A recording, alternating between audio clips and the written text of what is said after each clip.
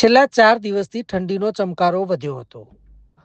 કડકડતી ઠંડી વચ્ચે આજે મેઘરાજાનું આગમન થયું છે. ભર શિયાળે ચોમાસા જેવો માહોલ સર્જાયો છે. સાંજના સમયે અચાનક વાતાવરણમાં પલટો આવ્યો હતો અને તે બાદ વરસાદી મોટું ઝાપટું પડતા શહેરના અનેક રસ્તા પર પાણીના દ્રશ્યો સામે આવ્યા હતા.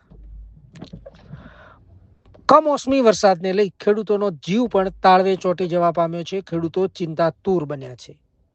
તો બીજી તરફ 31st પાર્ટીની મજા પણ મેઘરાજાએ બગાડી હોય તેવા દ્રશ્યો સામે આવી રહ્યા છે.